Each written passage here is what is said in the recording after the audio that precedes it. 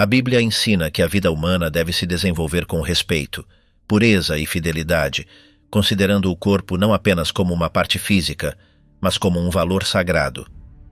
Por essa razão, regula a conduta sexual como um aspecto essencial para preservar a dignidade da pessoa e a ordem das relações humanas. Ao longo das Escrituras, há advertências contra certos comportamentos que, ao se desviarem do propósito original da sexualidade, prejudicam tanto o indivíduo quanto a comunidade. Essas advertências não têm o objetivo de impor fardos desnecessários, mas de proteger o sentido profundo da vida e do amor responsável. Desde os tempos antigos até os dias atuais, as ações que transgridem esses princípios têm exercido um impacto duradouro na formação de normas éticas e na compreensão da natureza humana. Sem dramatizações nem idealizações, a mensagem bíblica sobre a conduta sexual mantém sua relevância como um chamado ao respeito pelo corpo, ao valor dos compromissos e à busca da verdadeira liberdade interior. Quais são os pecados sexuais que, segundo a Bíblia, contradizem a santidade da vida humana?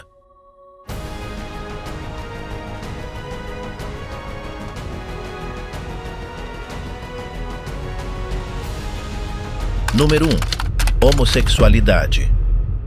A homossexualidade, entendida como a atração sexual ou afetiva entre pessoas do mesmo sexo, tem sido analisada e rejeitada por várias tradições religiosas ao longo da história. No contexto bíblico, esse comportamento é interpretado como contrário ao modelo original planejado para as relações humanas, conforme os textos sagrados do judaísmo e do cristianismo. A primeira referência direta à homossexualidade nas Escrituras aparece no livro de Levítico. No capítulo 18, versículo 22 está escrito: "Não te deitarás com um homem como se deita com uma mulher, é abominação."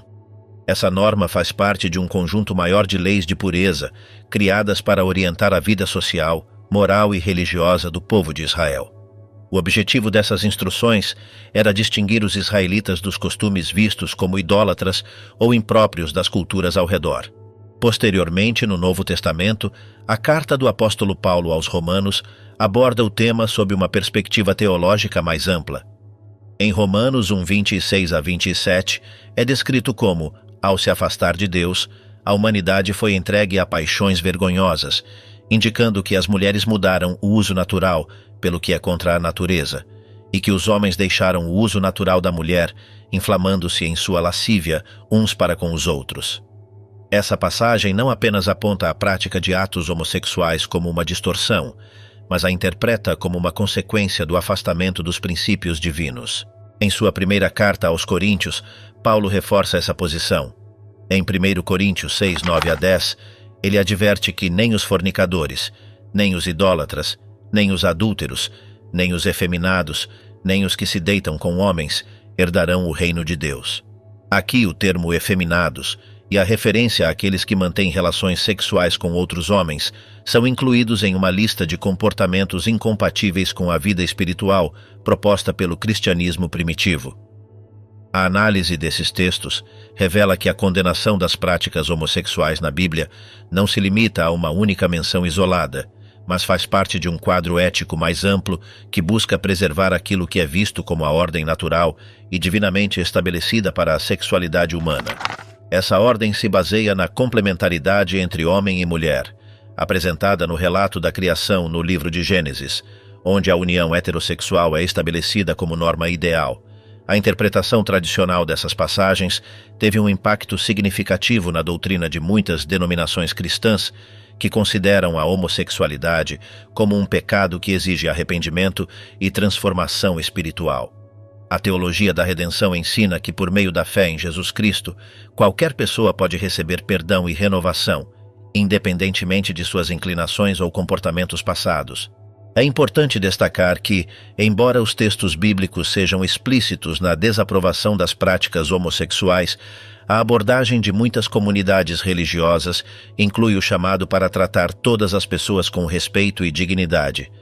Em diversas correntes cristãs, promove-se um cuidado pastoral voltado para a acolhida e a orientação espiritual, em vez da rejeição ou marginalização. Por outro lado, existem diferentes correntes hermenêuticas que interpretam essas passagens de maneira distinta. Alguns estudiosos defendem que as condenações se referem a práticas específicas de abuso ou depravação em contextos pagãos particulares, e não a relações amorosas consensuais entre adultos do mesmo sexo no sentido contemporâneo. No entanto, essa interpretação não é amplamente aceita entre os setores tradicionais. Historicamente, a posição doutrinária contrária à homossexualidade influenciou políticas, leis e normas sociais em muitas culturas marcadas pelo cristianismo. Em certas épocas e regiões, isso resultou em sanções legais e sociais severas. Nos tempos mais recentes, a relação entre os ensinamentos bíblicos tradicionais e os movimentos modernos de direitos LGBT tem sido objeto de intenso debate teológico e cultural, refletindo a contínua relevância desses textos no pensamento religioso e social. Sob uma perspectiva estritamente bíblica, a homossexualidade é apresentada como uma prática contrária à ordem natural instituída por Deus para as relações sexuais e afetivas. A resposta pastoral tradicional propõe o chamado ao arrependimento, à transformação pessoal e à integração na vida comunitária sob os princípios do Evangelho, respeitando sempre a dignidade intrínseca de cada indivíduo. Número 2. Sensualidade. Além dos comportamentos explícitos, a Bíblia também adverte sobre certas atitudes interiores que afetam a vida espiritual, como a sensualidade desordenada. A sensualidade, entendida como a entrega descontrolada aos prazeres dos sentidos, é vista na tradição bíblica como uma expressão da falta de domínio interior que afasta o ser humano de uma vida orientada pelos princípios espirituais. Diferente de pecados sexuais mais concretos, como o adultério ou a fornicação, a sensualidade desordenada se apresenta como uma atitude generalizada de busca excessiva por prazer, afetando não apenas o campo sexual, mas também a forma como se vivem os desejos corporais de modo geral. O testemunho bíblico identifica a sensualidade excessiva como uma das obras da carne. Em Gálatas 5:19-21, o apóstolo Paulo menciona explicitamente a sensualidade entre os comportamentos que se opõem à vida guiada pelo Espírito. Ora, as obras da carne são manifestas, as quais são adultério, fornicação, impureza, lascívia, e coisas semelhantes a estas contra as quais vos previno, como já antes vos preveni, que os que praticam tais coisas não herdarão o reino de Deus. A palavra lascívia, traduzida também como sensualidade em diversas versões, descreve um comportamento marcado pela ausência de pudor, pela busca exagerada de prazeres e pela negligência em relação aos limites morais. Na carta aos Efésios, Paulo adverte novamente sobre esse perigo. Tendo se tornado insensíveis, se entregaram à lascívia para com avidez cometerem toda sorte de impureza. Efésios 4:19. A referência sugere uma perda progressiva da sensibilidade moral, em que o indivíduo, ao persistir na resistência à verdade, acaba se entregando aos impulsos da carne sem controle nem arrependimento. Do ponto de vista bíblico, a sensualidade não se resume a um ato isolado, mas constitui uma disposição interior que submete a razão e a vontade aos impulsos do corpo. Nesse sentido, a sensualidade desordenada é vista como uma raiz que pode dar origem a outros pecados sexuais mais específicos. O abandono da vigilância sobre os sentidos e desejos conduz gradualmente a práticas que atentam contra a santidade do corpo e a dignidade das relações humanas. O apóstolo Pedro também alerta os fiéis sobre os perigos de uma vida dominada pela sensualidade. Em 1 Pedro 4:3, ele exorta: porque já é suficiente que, no tempo passado, tenhais realizado a vontade dos gentios, vivendo em lascívia, concupiscência, bebedices, orgias, glutonarias e abomináveis idolatrias. A sensualidade desordenada é associada aqui a um estilo de vida marcado pela intemperança e pela idolatria dos prazeres. No pensamento bíblico, o domínio próprio é apresentado como uma virtude essencial para combater a inclinação à sensualidade desordenada. Em Gálatas 5:22-23, o fruto do Espírito inclui a temperança, entendida como a capacidade de regular os impulsos e ordenar os desejos conforme a vontade de Deus. A sensualidade descontrolada, por outro lado, revela uma existência guiada pelos apetites mais imediatos, sem referência à ordem moral ou espiritual. O conceito de sensualidade desordenada nas Escrituras não implica a negação do valor dos sentidos ou dos prazeres legítimos. A Bíblia reconhece a bondade da criação corporal e a legitimidade do prazer dentro dos limites estabelecidos por Deus, como o gozo sexual no casamento ou a satisfação moderada das necessidades humanas. No entanto, quando o prazer se torna um fim em si mesmo e é buscado sem discernimento, ocorre um desvio que degrada a dignidade humana.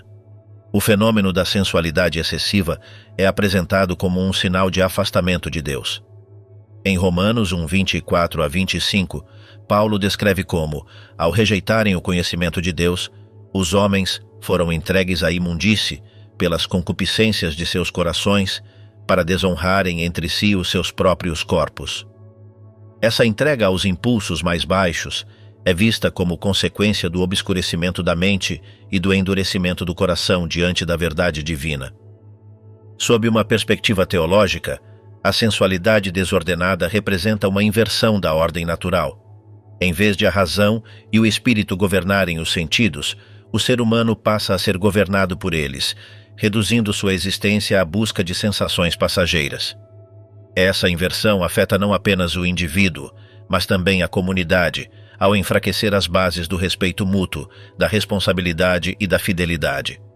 Ao longo da tradição cristã, os mestres espirituais sempre insistiram na necessidade de vigiar os sentidos como parte da vida virtuosa.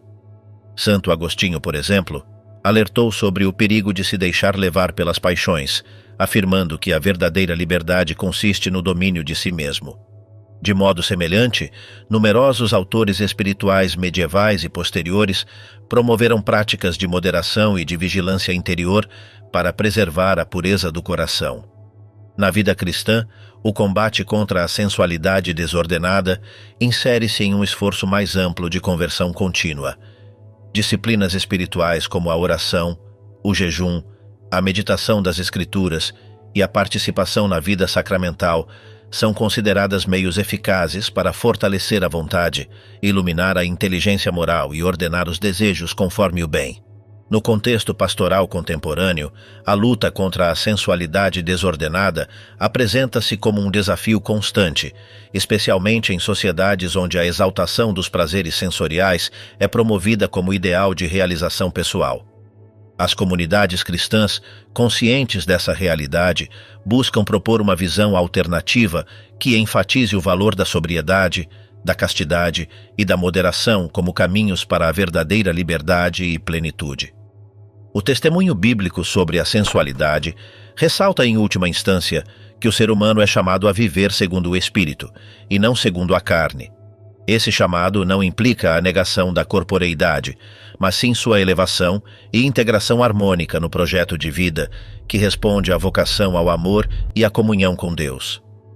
A vida no Espírito significa reconhecer o valor do corpo como templo de Deus, respeitá-lo e orientar todos os aspectos da existência, inclusive os sentidos e os desejos, para o fim último do amor e da santidade. Número 3. Adultério. Entre os pecados que violam gravemente os compromissos sagrados, o adultério ocupa um lugar central nas advertências bíblicas. O adultério, definido como a relação sexual voluntária entre uma pessoa casada e alguém que não é seu cônjuge, ocupa uma posição de destaque na legislação moral das Escrituras. Do ponto de vista bíblico, é considerado uma transgressão grave que viola o pacto matrimonial, compromete a integridade espiritual e gera consequências destrutivas em níveis pessoal, familiar e social. No Antigo Testamento, o adultério é condenado de forma explícita no Decálogo. O 7º mandamento, registrado em Êxodo 20:10-14, declara sem ambiguidades: não cometerás adultério. Essa proibição está inserida em um conjunto jurídico e ético que buscava preservar a pureza das relações humanas e proteger a estrutura familiar como núcleo fundamental da sociedade israelita. A legislação mosaica previa sanções severas para os que infringissem esse preceito, ressaltando sua importância dentro da ordem social estabelecida.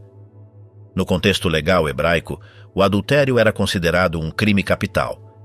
Levítico 20:10 determina: se um homem cometer adultério com a mulher do seu próximo, certamente o adúltero e a adúltera serão mortos. Essa norma demonstra a gravidade atribuída ao adultério não apenas como uma falta moral, mas como um atentado contra a estabilidade da comunidade que exigia uma resposta exemplar. O livro de Provérbios trata amplamente das consequências do adultério, alertando sobre o dano irreparável que pode causar na vida de quem o comete. Provérbios 6,32 afirma: "O que comete adultério é falto de entendimento. Destrói a sua alma quem assim procede." Essa afirmação reflete a compreensão do adultério, não apenas como uma ofensa contra outra pessoa, mas como uma ferida auto-infligida que corrói a consciência moral e enfraquece o caráter. No âmbito do Novo Testamento, Jesus aprofunda a compreensão do adultério ao direcionar o foco para o interior do ser humano. No Sermão da Montanha, registrado em Mateus 5:27-28, ele declara: "Ouvistes que foi dito, não cometerás adultério. Eu, porém, vos digo que todo aquele que olhar para uma mulher com intenção impura, no coração já cometeu adultério com ela." Esse ensinamento introduz a noção de que o adultério não se limita ao ato externo, mas começa na intenção e no desejo, elevando o padrão de pureza exigido. A concepção bíblica do matrimônio como uma aliança sagrada entre um homem e uma mulher coloca o adultério como uma traição direta a um compromisso jurado não apenas diante do cônjuge, mas também diante de Deus. Essa visão é reiterada no Novo Testamento, especialmente em Hebreus 13:4, onde se exorta: "Venerado seja entre todos o matrimônio e o leito sem mácula, porém aos fornicadores e aos adúlteros Deus julgará." Um dos relatos mais significativos que ilustram a gravidade do adultério é o episódio de Davi e Batseba, narrado no segundo livro de Samuel, capítulo 11. Segundo o texto, o rei Davi, ao ver Batseba tomando banho, manda chamá-la e se deita com ela, mesmo sabendo que era esposa de Urias, um de seus soldados. Para encobrir sua transgressão, Davi organiza a morte de Urias no campo de batalha. Esse ato não apenas constitui adultério, mas também abuso de poder e assassinato indireto. O profeta Natã confronta Davi, que, embora obtenha o perdão divino após um arrependimento sincero, enfrenta consequências graves e duradouras em sua vida familiar e em seu reinado. Outro episódio relevante é o casamento entre o profeta Oséias e Gomer, relatado no livro de Oséias. Nesse caso, Oséias é instruído por Deus a se casar com uma mulher adúltera, como símbolo profético da relação de infidelidade entre Israel e seu Criador. Gomer abandona Oséias, representando a traição do povo escolhido. A história ressalta não apenas a gravidade do adultério físico, mas também sua dimensão simbólica como ruptura do vínculo espiritual entre Deus e a humanidade. O ensinamento bíblico sobre o adultério se concentra em vários aspectos fundamentais. Primeiro, destaca a seriedade da fidelidade matrimonial como expressão concreta de amor, respeito e compromisso. Segundo, adverte sobre as consequências espirituais da quebra desse pacto, incluindo a perda da integridade pessoal e o afastamento da comunhão com Deus. Terceiro, sublinha a necessidade de restauração por meio do arrependimento genuíno e da busca pela reconciliação. Na história da interpretação cristã, o adultério tem sido considerado um dos pecados mais graves no campo da moral sexual. Durante os primeiros séculos do cristianismo, alguns concílios eclesiásticos estabeleceram normas disciplinares rigorosas para os que cometiam adultério, incluindo longos períodos de penitência antes que fossem readmitidos na comunidade eclesial. Ao longo da Idade Média, a transgressão do voto matrimonial continuou a ser vista como uma grave ameaça à ordem social e religiosa. Sob uma perspectiva teológica, o adultério também simboliza a infidelidade do povo de Deus para com seu Criador. Diversos profetas do Antigo Testamento utilizam a metáfora do adultério para descrever a apostasia de Israel ao adorar outros deuses. Esse uso simbólico reforça a gravidade do adultério como imagem da ruptura de um pacto sagrado, tanto no plano humano quanto no espiritual. No tratamento pastoral contemporâneo, o adultério continua sendo abordado como uma ferida grave que requer uma cura profunda. As igrejas cristãs tradicionais propõem a confissão do pecado, o arrependimento sincero e o compromisso de restaurar, na medida do possível, os danos causados. Algumas abordagens reconhecem também que, em certas circunstâncias, a dissolução do vínculo matrimonial pode ser inevitável, e admitem a possibilidade de um novo casamento após um processo de discernimento pastoral. Em outros contextos, mantém-se uma disciplina mais rigorosa que restringe as opções após o adultério. É importante destacar que, nos ensinamentos cristãos históricos, embora o adultério seja um pecado grave, não é apresentado como um pecado imperdoável. A possibilidade de redenção e restauração por meio do arrependimento sincero e da fé em Jesus Cristo faz parte integral da mensagem do Evangelho. Dessa forma, oferece-se um caminho de esperança mesmo para aqueles que caíram nessa falta. O adultério, segundo o testemunho bíblico, constitui uma transgressão séria que rompe a aliança matrimonial, fere a comunhão espiritual e gera consequências de longo alcance. Seu tratamento nas Escrituras e na tradição cristã ressalta tanto a gravidade do ato quanto a amplitude da misericórdia disponível para os que buscam sinceramente a restauração de sua vida moral e espiritual. Número 4. Fornicação. Da mesma forma, as Escrituras insistem na importância de viver a sexualidade dentro do matrimônio, condenando a fornicação. A fornicação, definida como a relação sexual voluntária entre pessoas que não estão unidas pelo casamento, é apresentada na Bíblia como uma transgressão contra a santidade do corpo humano e a pureza exigida dos crentes. Diferentemente do adultério, que implica a violação de um pacto matrimonial existente, a fornicação refere-se a relações sexuais fora de qualquer vínculo matrimonial estabelecido. A condenação da fornicação aparece repetidamente em diversas passagens das Escrituras. No Novo Testamento, o apóstolo Paulo adverte em 1 Coríntios 6,18: fugir da fornicação. Qualquer outro pecado que o homem comete é fora do corpo, mas o que fornica peca contra o seu próprio corpo. Essa passagem destaca uma característica particular da fornicação: seu impacto direto sobre a própria pessoa, ao profanar aquilo que, segundo a doutrina cristã, deve ser considerado o templo do Espírito Santo. A compreensão bíblica do corpo humano não se limita à sua dimensão física, mas o concebe como morada da presença divina. Nesse sentido, a fornicação não é apenas uma falta moral, mas uma ofensa espiritual que compromete a relação entre o indivíduo e Deus. 1 Tessalonicenses 4:3-5 reforça essa ideia. Porque esta é a vontade de Deus, a vossa santificação, que vos abstenhais da fornicação, que cada um de vós saiba possuir o seu corpo em santificação e honra, não na paixão da concupiscência, como os gentios que não conhecem a Deus. A gravidade atribuída à fornicação reside em sua oposição direta à santidade exigida dos fiéis.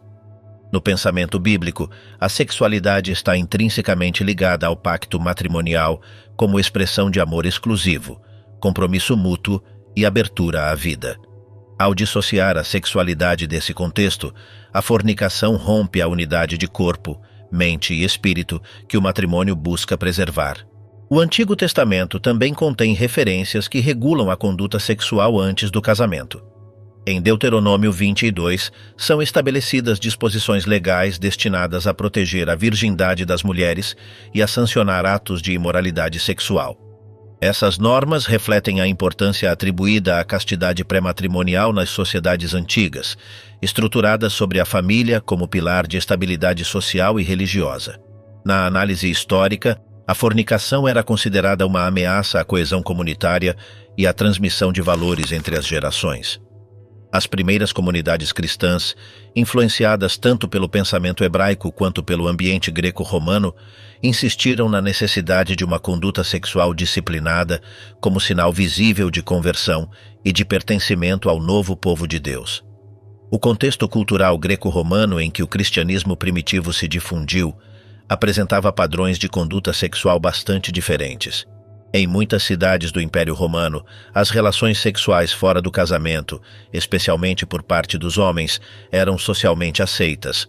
Práticas como a prostituição, o concubinato e a pederastia estavam institucionalizadas em determinados setores da sociedade.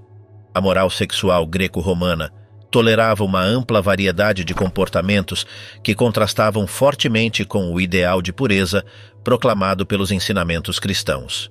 Nesse cenário, a ênfase dos apóstolos e das comunidades cristãs na castidade antes do casamento e na fidelidade absoluta dentro dele representava uma ruptura radical com os valores predominantes.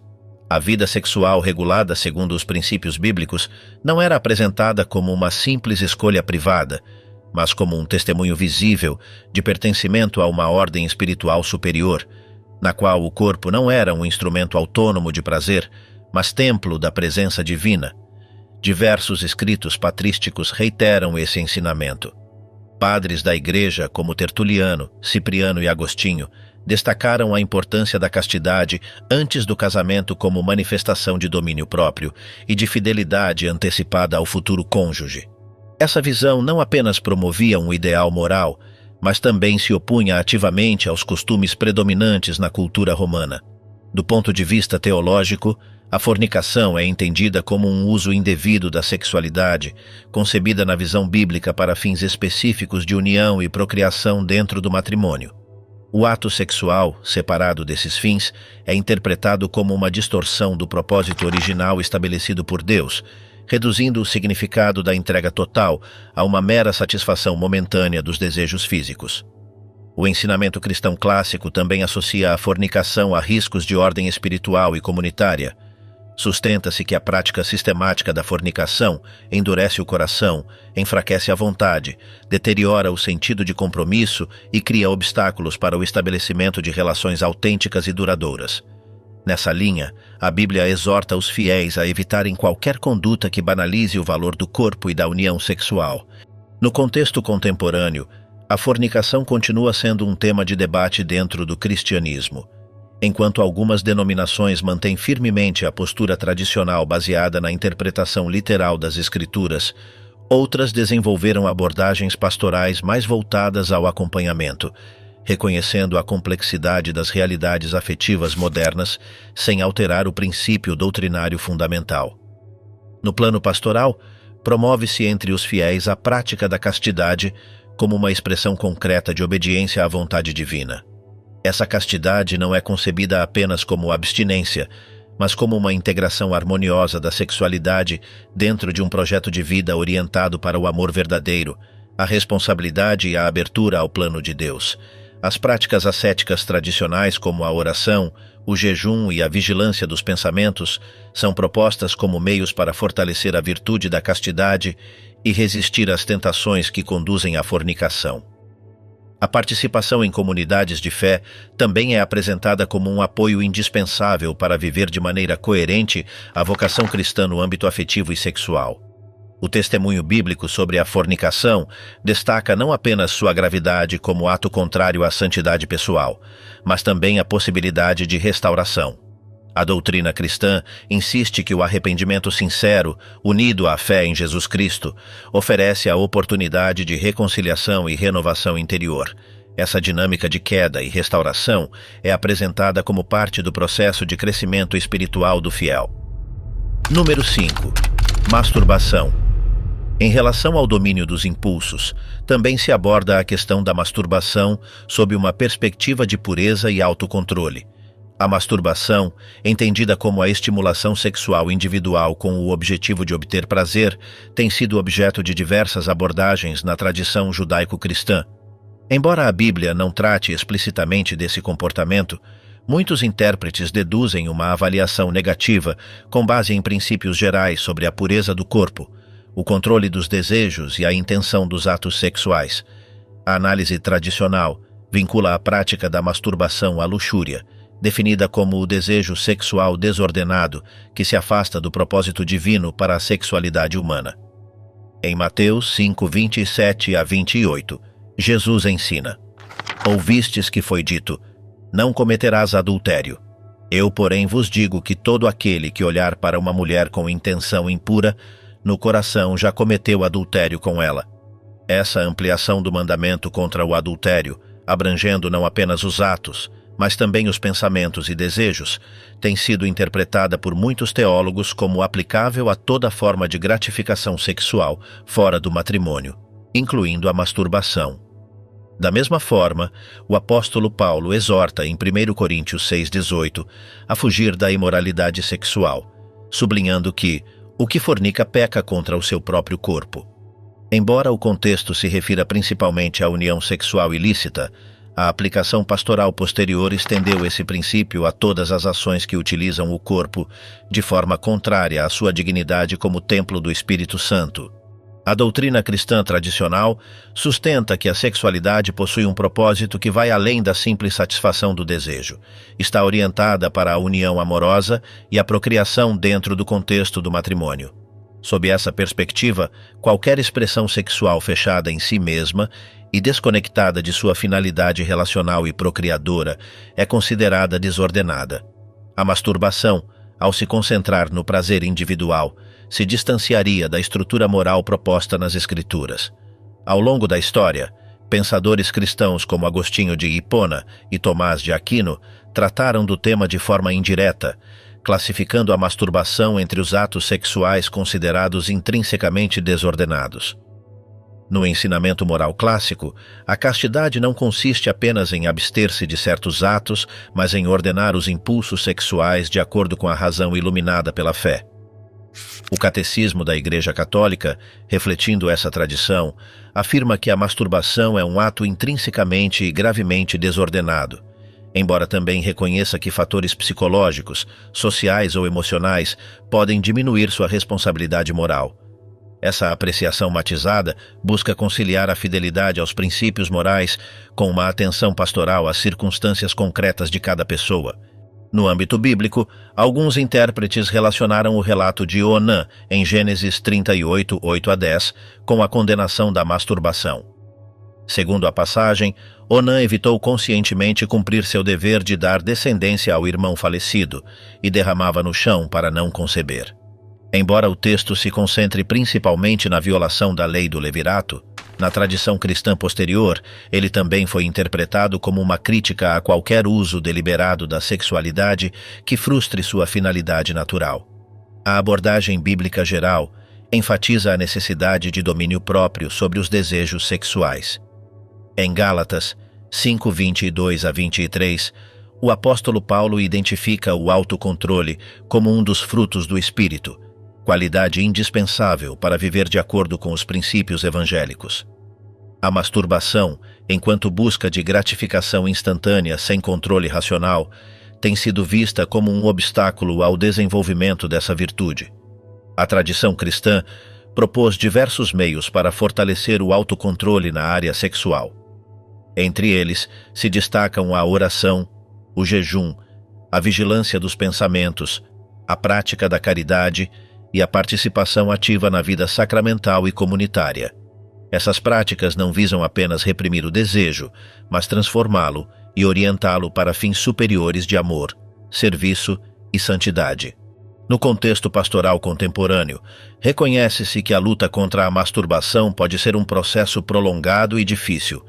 Muitas comunidades cristãs oferecem programas de acompanhamento espiritual e psicológico que combinam o crescimento nas virtudes com estratégias práticas para enfrentar as tentações. Nesse sentido, encoraja-se as pessoas a não caírem no desespero diante das quedas, mas a perseverarem no caminho da conversão pessoal. Sob uma perspectiva teológica, o corpo humano não é considerado um objeto de uso, mas parte integral da pessoa, chamada à comunhão com Deus e com os outros. Essa visão antropológica confere um valor especial à maneira como se vive a sexualidade, orientando-a para o dom de si e a abertura ao outro, em vez da autorreferência. O ensinamento bíblico e cristão sobre a masturbação insere-se, portanto, em uma visão mais ampla da sexualidade como dom e responsabilidade. Não se trata simplesmente de proibir um ato isolado, mas de propor um modelo de vida no qual a energia sexual seja integrada de maneira harmônica no desenvolvimento pleno da pessoa, a serviço do amor autêntico e da vocação particular de cada um. A mensagem das Escrituras e da tradição cristã insiste que a pureza de coração é essencial para ver a Deus, conforme Mateus 5:8. Bem-aventurados os limpos de coração, porque verão a Deus.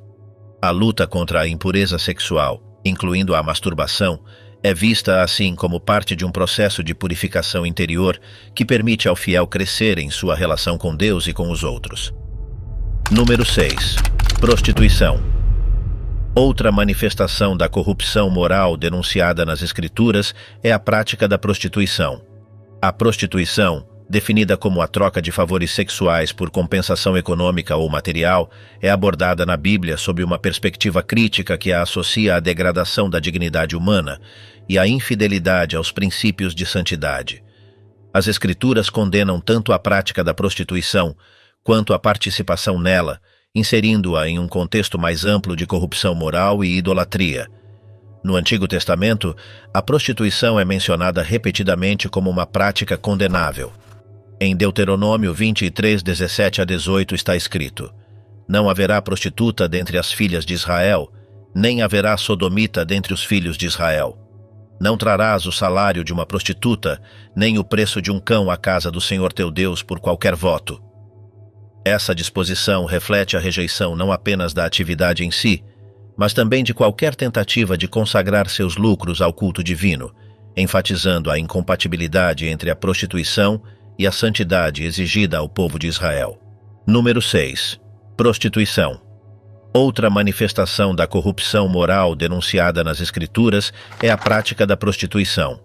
A prostituição, definida como a troca de favores sexuais por compensação econômica ou material, é abordada na Bíblia sob uma perspectiva crítica que a associa à degradação da dignidade humana e à infidelidade aos princípios de santidade.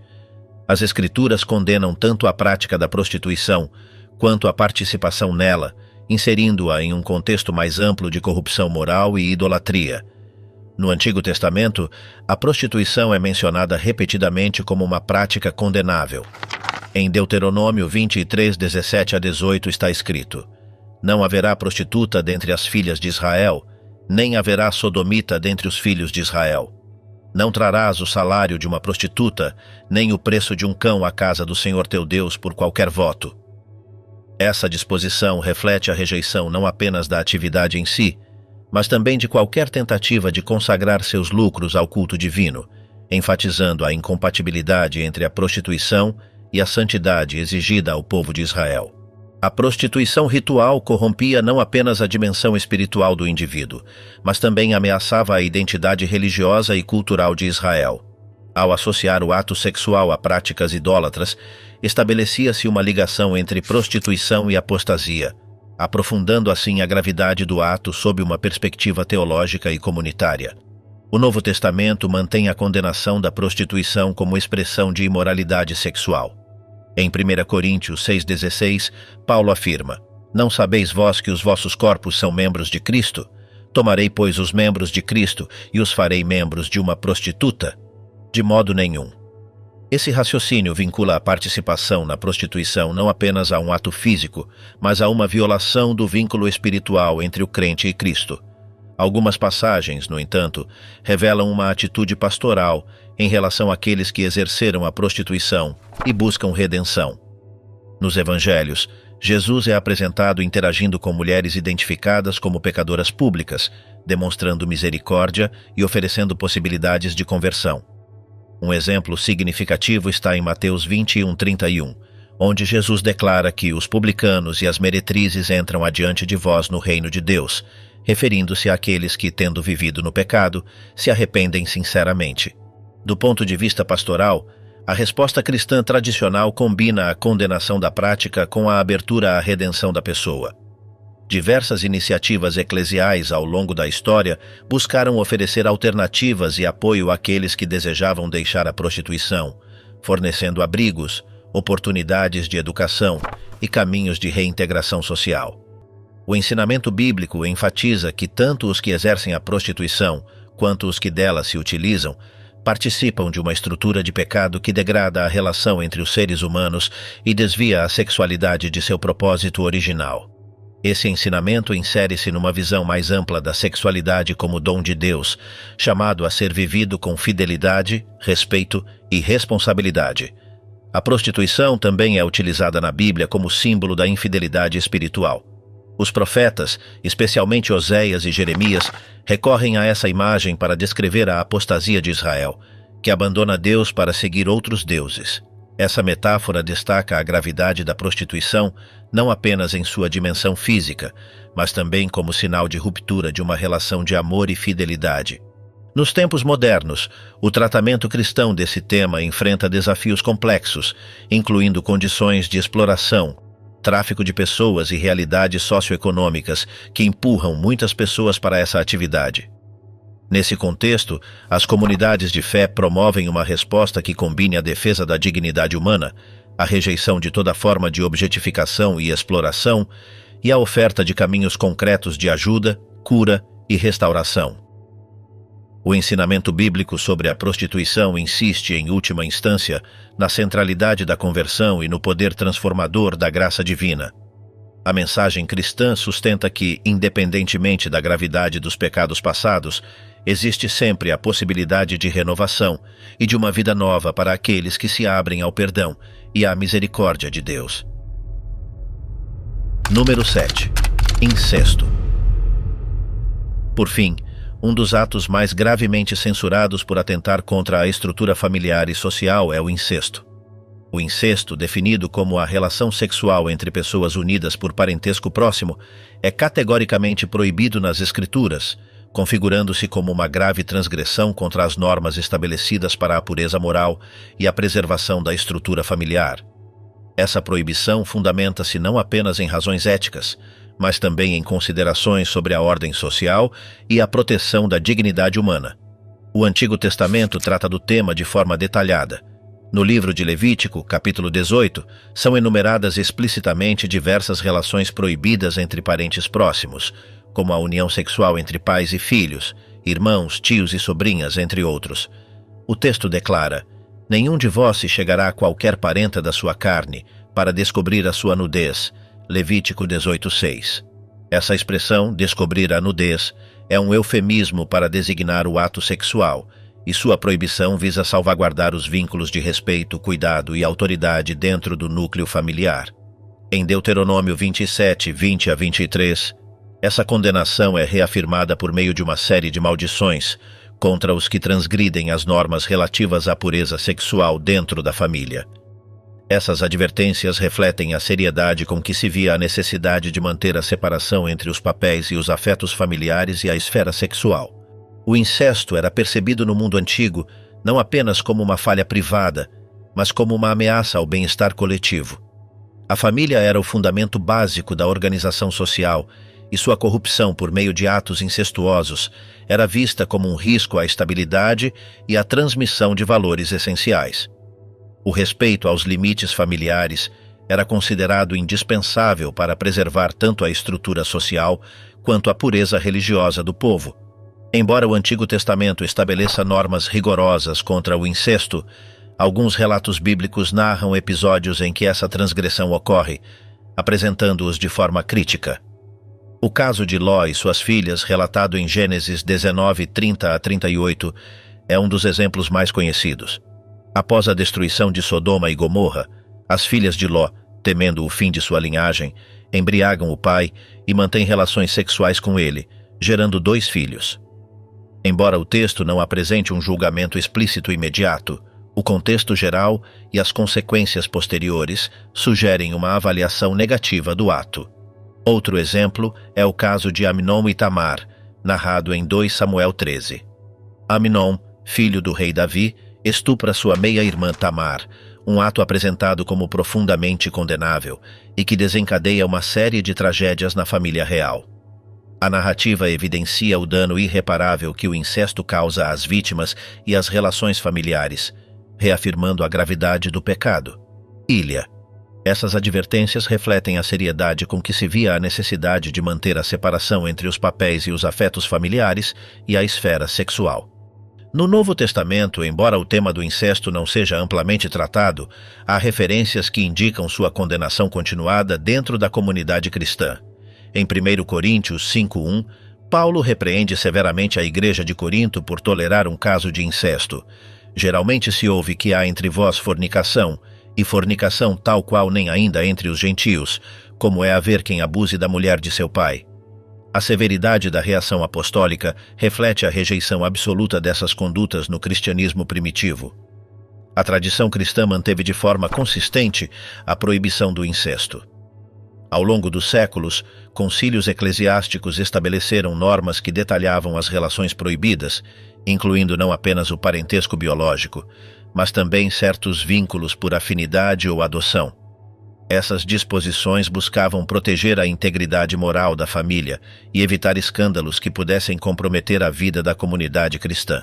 O tratamento teológico do incesto destaca seu caráter antinatural, no sentido de que subverte os papéis estabelecidos para o cuidado, a educação e o respeito dentro da família.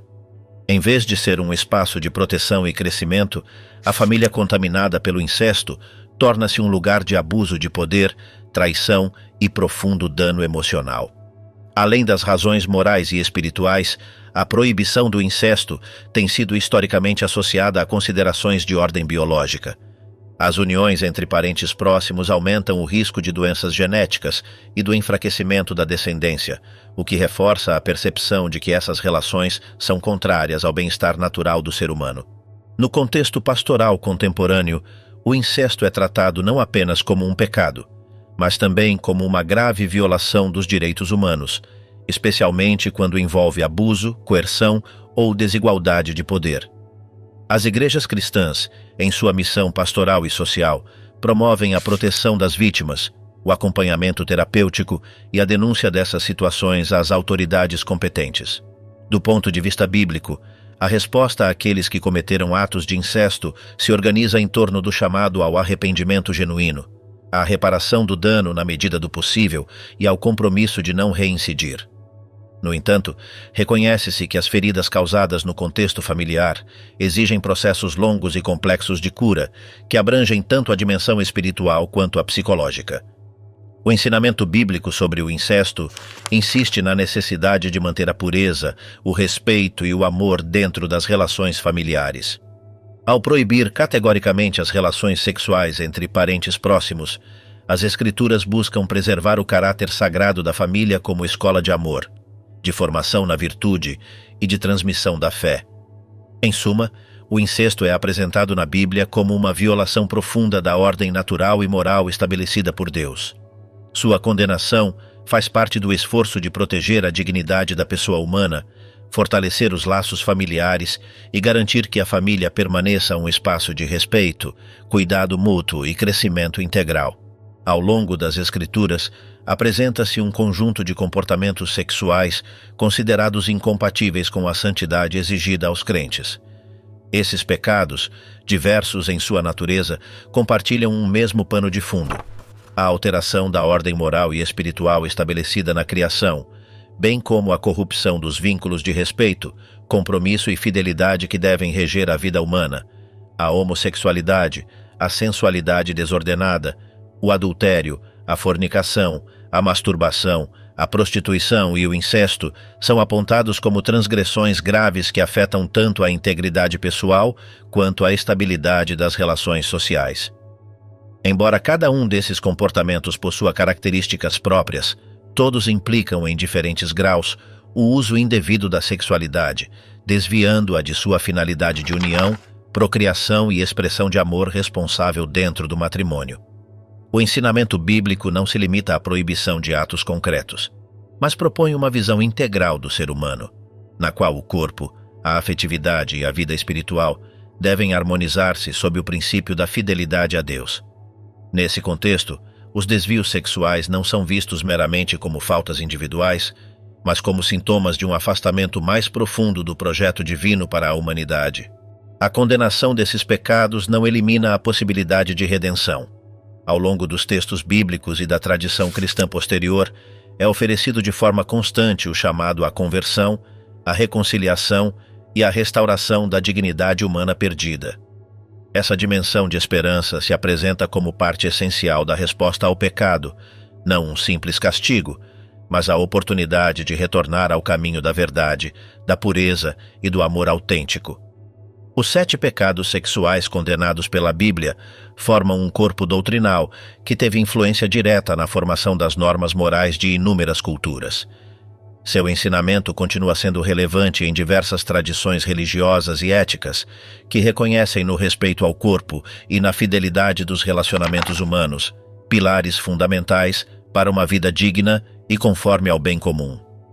Em síntese, o testemunho bíblico sobre a conduta sexual não se limita à regulamentação de comportamentos externos, mas aponta para a transformação interior da pessoa.